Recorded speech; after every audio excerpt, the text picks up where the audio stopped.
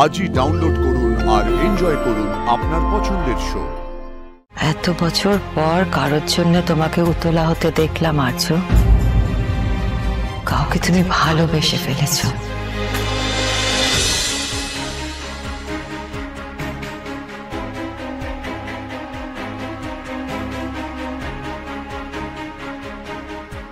আর্য স্যারও তো ফিরবেন, উনি আসছেন না কেন? কিরে মা, বারবার পেছন ঘুরে কি দেখছিস? কিছু ফেলে এসছিস নাকি? না, ওই স্যাররা আসছেন কিনা দেখছিলাম। আরে উনি আসবেন ধীরে সুস্থে। মরতে মরতে বেঁচে ফিরেছেন মানুষটা, এই অবস্থাতেও কিন্তু তোকে এসব কথা এখন থাক না সুমি, এখন ভালো ভালো বাড়ি ফেরাটা জরুরি। ও তো জানে না মাঝখানে কত কি ঘটে গেছে। আচ্ছা ঠিক আছে, সব কথা কি এখনই বলতে হবে নাকি পরে বলবো? তো বলবো না ওকে? হ্যাঁ, তুমি কিভাবে স্যারকে নিজে একটু তাড়াতাড়ি করবেন, তাছাড়া অনেক রাত তো হয়ে গেছে। আমি তো আপনাদের বলেছিলাম স্যার আমাদের মতো করে চলে যাব, আপনারা শুধু শুধু আবার এসব এখন এ স্যার আমাকে যে দায়িত্ব দিয়েছে আমি সেটাই পালন করছি মাত্র। আসুন।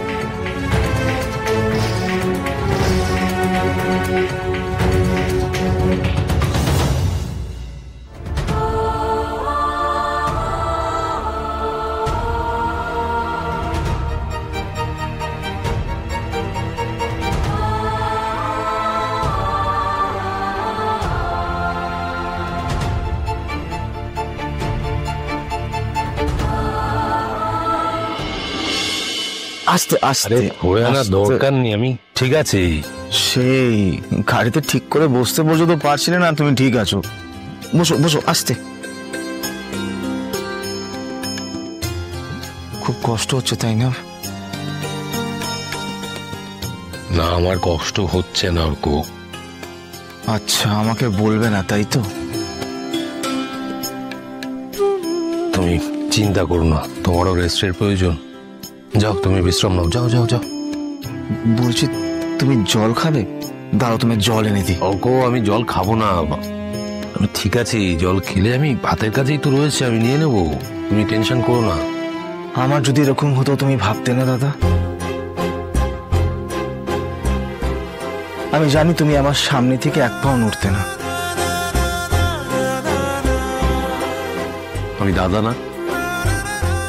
দাদারা ওরকম হয়। আরেকটা কথা, দাদারা বললে ভাইদের শুনতে হয়। যাও রেস্ট নাও, তুমি একদম টেনশন করো না। আজকে রাত্রে রেস্ট নিলে একদম ফিট হয়ে যাও। যাও শুয়ে পড়ো। Good night, good night. যাও, আর কোনো কথা নয়, যাও যাও যাও যাও।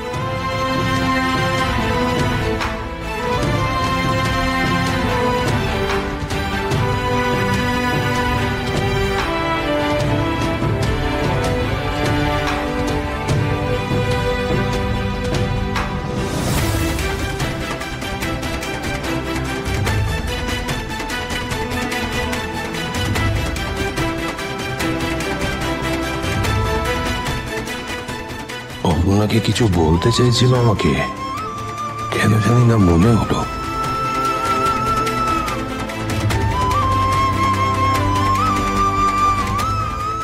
আর্য,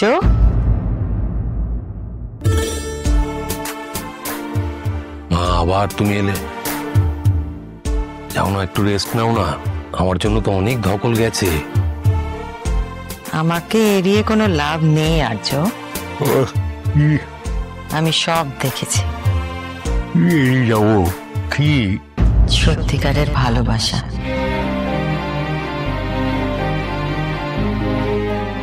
যার মধ্যে কোনো খাদ নেই, যে ভালোবাসার জোর তোমাকে মরতে মরতেও উঠে অপর্ণার কাছে পাঠাতে পারে।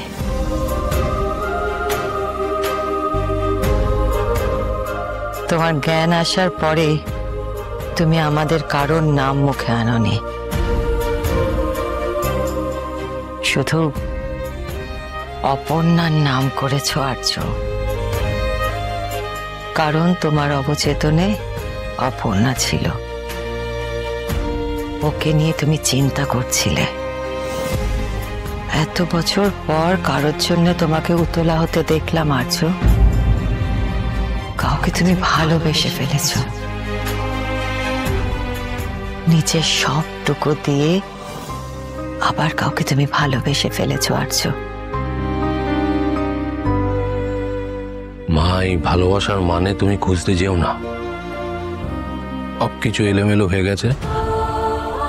বাদ দাও এসব। এমন কেন বলছো? ভালোবেসেছি বলে তাই। তাকে ভালোবেসেছি, সে আমার মতো একটা মানুষ যার জীবনটা এতটা জটিল, কমপ্লিকেটেড, সে জড়িয়ে পড়বে, সেটা তো হতে পারে না। দেখো, অপর্ণা খুব সহজ সরল একটা মেয়ে, ও তো নিজের মতো ছিল। আমার সঙ্গে যত জড়িয়ে পড়ছে তত ওর জীবনটা জটিল হয়ে যাচ্ছে। সেটা কি করে হতে দিই বলো তো? আমার জীবনের সঙ্গে জড়ানোর থেকে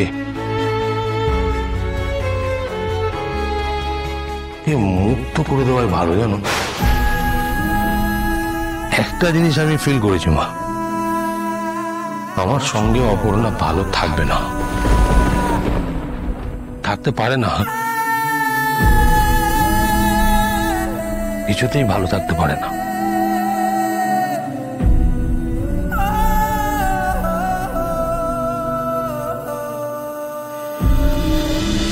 তুই উত্তর না দিলেও আমি কিন্তু বুঝতে পারছি যে তুই কাকে মেসেজ করছিস।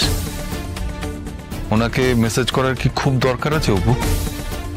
বাবা, উনি ওরকম অসুস্থ শরীরে থানায় গিয়েছিলেন আমারই জন্যে, আর তারপর আমি ওনার সাথে যে ব্যবহারটা করেছি সেটার জন্যই আমি সরি বলতে চাইছিলাম, আর তার জন্যই আমি মেসেজ করছিলাম।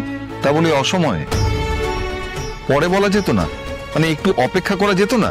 আমাকে অস্বস্তি হচ্ছিল, অনেকক্ষণ ভেবে তারপরে। অপু, আর্য স্যার তোর অনেক উপকার করেছে, এমনকি শরীরের ওই অবস্থায় তোকে বাঁচাতে ছুটেও গিয়েছিলেন। কিন্তু তুই এটা জানিস না হয়তো, আমিও ওনাকে বাঁচানোর জন্য আমার রক্ত দিয়েছি। ভেবে দেখলে হয়তো কিছুটা ঋণ মেটানো গেছে। অবশ্য আমাদের মতো সাধারণ মানুষের পক্ষে এর থেকে বেশি ক্ষমতা তো নেই। কিন্তু এটা ভেবে দেখ অপু, তোর যত বিপদ হয়েছে এর আগে সব কিন্তু ওনার সাথে জড়িয়েই হয়েছে। এরকম তো আমাদের জীবনে আগে কখনো হয়নি, ভবিষ্যতে হয়তো আরো হবে। আমি ভয় পেয়েছি রে মা, ভয় থেকে রাগ হয়েছে, কিন্তু ঠান্ডা মাথায় ভেবে দেখেছি, মনে হয়েছে কিছু যেন একটা ঠিক নেই রে। কিছু একটা মানে? তুমি কি আর্য স্যারের কথা বলছো? ওনাকে আমি অবিশ্বাস করতে চাই না রে ও। সে সাথে আমি এটাও চাই না যে তোর কোনো ক্ষতি হোক, কিন্তু আমি বুঝতে পারছি ওনার সংস্পর্শে থাকলে সেটা হবে।